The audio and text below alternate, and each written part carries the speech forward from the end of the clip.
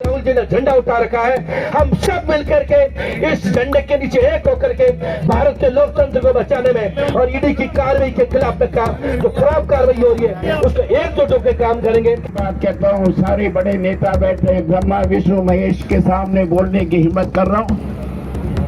जो लड़ता है वो बढ़ता है, हम लड़ेंगे और जीतेंगे। नेशनल हेराल्ड केस में सोनिया गांधी और राहुल गांधी के खिलाफ ईडी की चार्जशीट दाखिल होने से नाराज कांग्रेस नेताओं ने बुधवार 16 अप्रैल को जयपुर में बड़ा प्रदर्शन किया। ईडी ऑफिस के बाहर इस प्रदर्शन की शुरुआत दोपहर करीब 12 बजे हुई, जिसमें पूर्व मुख्यमंत्री अशोक गहलोत भी शामिल हुए। कांग्रेस के कार्यकर्ता, विधायक प्रताप सिंह खाचरियावास समेत बड़ी संख्या में प्रदर्शन स्थल पर लोग जुटे, जिन्होंने केंद्र सरकार पर एजेंसियों का दुरुपयोग करने का आरोप लगाया। इस दौरान पूर्व सीएम अशोक गहलोत ने कहा कि देश में इस तरह का माहौल बनाया जा रहा है जैसे कोई बड़ा घोटाला हो गया। एजीएल जो कंपनी थी, एसोसिएट जर्नल्स लिमिटेड, उसके 90 करोड़ रुपए 10 साल में टुकड़ों में दिए गए कर्जा। किसी दिया गया कि वहाँ पे जो कर्मचारी काम कर रहे थे 70 करोड़ तो 90 में से तनख्वाह चुकानी थी उनकी, और 20 करोड़ रुपए वापस शुरू कैसे कर रहे हैं 3 और बार वो प्रयास किए जा रहे थे। ईडी घुस गई, आईओ लग गया, इंक्वायरी हो गई और इंक्वायरी में आ गया सोनिया गांधी, राहुल गांधी कोई दोषी नहीं है। उसके बावजूद जो ये नाटक चल रहा देश के अंदर और पूरे मुल्क में आपकी तरह धरना लिए हुए बैठे लोग, तो आप सोच सकते हैं कि ये चाहते क्या है। और ये ठीक कहा गया है कि जो नई कंपनी बनी है यंग इंडियंस, वो नॉन प्रॉफिट कंपनी है, उसमें 1 रुपया भी प्रॉफिट में नहीं आ सकता, कॉमर्शियल काम नहीं हो सकते उसके अंदर। वो कंपनी बनाई, कोई लेन देन नहीं हुआ है। जब पैसे का लेन देन हुआ ही नहीं तो ईडी कहाँ गई? बिना पैसे के लेन देन के ईडी घुस गई, नोटिस दे दिए। 600-700 करोड़ रुपए की संपत्तियां हैं बम्बई में, दिल्ली में, लखनऊ में, अटैच करने की बात कर ली। आप सोच लो, पूरा इलेक्शन के पहले एआईसीसी के सारे अकाउंट बंद कर दिए गए थे। आप कल्पना कीजिए, डेमोक्रेसी के अंदर एक मुख्य राजनीतिक पार्टी जो विपक्ष में है, जिसने मुल्क को आजाद करवाया, सारे अकाउंट बंद कर दिए। चुनाव कैसे लड़ेंगे? तो जो इस प्रकार के हरकतें कर रहे हैं, पागलपन की भी हद होती है, ये उससे आगे निकल गए। इसलिए आपका आना मायने रखता है। ऐसे वक्त में जो आते हैं, पार्टी में उसी की पूंछ होती है, पहुंच होती है, इज्जत होती है, मान सम्मान होता है। और मैं आपको बता देना चाहूँगा कि आप लोग संकल्प करके जाए यहाँ से। अभी तो लंबा संघर्ष है। जब जब राहुल गांधी बोलेंगे बीजेपी के खिलाफ में मोर्चा खोलेंगे, तब तक ऐसी कार्रवाई होती रहेगी। ये तो कांग्रेस मुक्त भारतीय बात करते थे, इनको गांधी परिवार से मोदी जी क्या कहते हैं आपको मालूम है। अब इनको इतिहास कौन बताया कि मोतीलाल नेहरू जैसा अमीर व्यक्ति इलाहाबाद के अंदर आनंद भवन दे दिया देश को।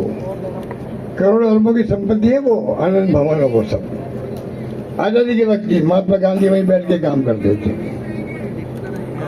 मोतीलाल नेहरू लगा करके, जवाहरलाल नेहरू हो चाहे इंदिरा गांधी हो, जिसे पाकिस्तान के 2 टुकड़े कर दिए, राजीव गांधी हो जो शहीद हो गए, इंदिरा जी शहीद हो गई, सोनिया गांधी जी ने 20 साल तक काम किया अध्यक्ष के रूप में, खुद प्रधानमंत्री नहीं बनी, डॉक्टर मनमोहन सिंह ने बनाया। इतने कानून पास किए जो आज आप सबके जानकारी में है। ये कोई मंच नहीं कि मैं उनको गिनूं आपको। और राहुल गांधी जो एक विश्व में संघर्ष कर रहे हैं, चाहे वो भारतीय यात्रा निकाली हो, पूरे देश में इतिहास बन गया। दुनिया के अंदर इतनी लंबी यात्रा दुनिया के किसी मुल्क में नहीं निकली है जो राहुल गांधी ने निकाली थी। उसूलों पे आँच आए तो टकराना जरूरी है, और जिंदा हो तो जिंदा नजर आना जरूरी है। आज हमें जिंदा होने का सबूत देना पड़ रहा है। कल जैसा सबको मालूम है, प्रताप जी के यहाँ पहुंचे ईडी वाले, यहाँ मंच पे उपस्थित आदरणीय हमारे प्रदेश कांग्रेस कमेटी के अध्यक्ष गोविंद डोटासरा जी, हमारे पूर्व मुख्यमंत्री, पूर्व लगातार बहुत जोर है, मैं तो माना कि हमेशा मुख्यमंत्री यही है, तो आदरणीय अशोक गहलोत जी, हमारे नेता प्रतिपक्ष टीकाराम जूली जी, हमारे जयपुर शहर के जाबाज नेता प्रताप सिंह खाचरियावास जी, आर तिवारी साहब जयपुर जिला अध्यक्ष, और मंच पे उपस्थित तमाम नेतागण, तमाम पूर्व मंत्रीगण, पूर्व विधायकगण, विधायक प्रत्याशीगण। आज ये मसला खाली प्रताप सिंह का या राहुल गांधी और सोनिया गांधी जी को मुलजिम बना दिया नेशनल हेराल्ड के मामले में, उसका नहीं है। मसला ये है कि किस तरीके की राजनीति देश में हो रही है। अभी मैं वक्फ बोर्ड में बैठा था और वक्फ अमेंडमेंट बिल पे चर्चा कर रहे थे, वक्फ बोर्ड की मीटिंग थी, तो वहाँ हम ये बात कर रहे थे कि कैसे हमारा रिप्रेजेंटेशन भी सुप्रीम कोर्ट में जाए और कैसे हम आवाज उठाएं। तो किसी साथी ने मेरे को नोट दिखाया किरण रिजिजू का, और किरण रिजिजू ने बयान दिया सुप्रीम कोर्ट के लिए, और वो ये कह रहे हैं कि अगर कोर्ट लेजिस्लेटिव संसदीय कार्य प्रणाली में दखल देगा तो ये कोर्ट के लिए अच्छा नहीं है। एक मंत्री सुप्रीम कोर्ट को चुनौती दे रहा है, इससे ज्यादा शर्मनाक बात नहीं हो सकती। तख्त बदल दो, ताज बदल दो। भारत माता की, भारत माता की, वंदे, अरे वंदे, अरे वंदे। आज 45 डिग्री सेल्सियस की तपती धूप में ये जयपुर शहर कांग्रेस के कार्यकर्ता और राजस्थान से पधारे मेरे दूसरे जिलों के कार्यकर्ताओं का मैं जयपुर के हृदय स्थल पर आपका सम्मान करता हूं, अभिनंदन करता हूं, इस्तकबाल करता हूं। आज देश में अघोषित तानाशाही चल रही है। ये भारतीय दंगा पार्टी का देश का प्रधानमंत्री 2014 से जब से देश की सत्ता पर कब्जा करके बैठा है, लंबे 75 साल के लोकतंत्र के इतिहास में मैंने 3 बार देश के प्रधानमंत्री पद पर इनके प्रणेता अटल बिहारी वाजपेयी जी को भी प्रधानमंत्री के रूप में काम करते हुए देखा।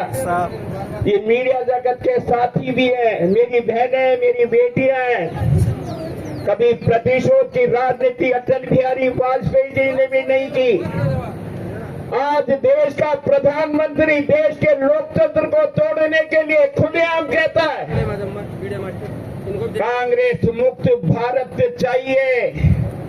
कांग्रेस मुक्त भारत का सपना देखने वाला, मुंगेरी लाल का सपना देखने वाला देश के प्रधानमंत्री माननीय मोदी जी 2024 में देश की जनता ने आपको अपना आईना दिखाया। 273 की लोकसभा का स्पष्ट बहुमत होने के बावजूद 24 में आपको 240 पे टिका दिया या नहीं टिका दिया? कांग्रेस के 50 सांसद 100 पर पहुंचे या नहीं पहुंचे? सबसे बड़ी बात ये कि शहीद परिवार की विधवा पत्नी हमारी देश की नेता सोनिया गांधी, जिनके पति ने अंतर्राष्ट्रीय शांति स्थापित करने के लिए अपने शरीर के हजारों टुकड़े करवा दिए, जिनको पहचाना गया मेरा राजीव गांधी लोटो जूता पहनता था, जिस राहुल गांधी की दादी ने इस देश की एकता और अखंडता को बनाए रखने के लिए अपने सीने पे 36 गोलियां खा ली, लेकिन देश में हमने खालिस्तान नहीं बनने दिया। आज उस शहीद परिवार की पत्नी को और उसके बेटे को और उसकी बेटी को इसलिए परेशान किया जा रहा है कि वो जानता है तानाशाह मोदी और उसका अमित शाह कि आने वाली सरकार बनेगी तो कांग्रेस की बनने वाली है। डोटासरा जी को मैं धन्यवाद देना चाहता हूं। आदरणीय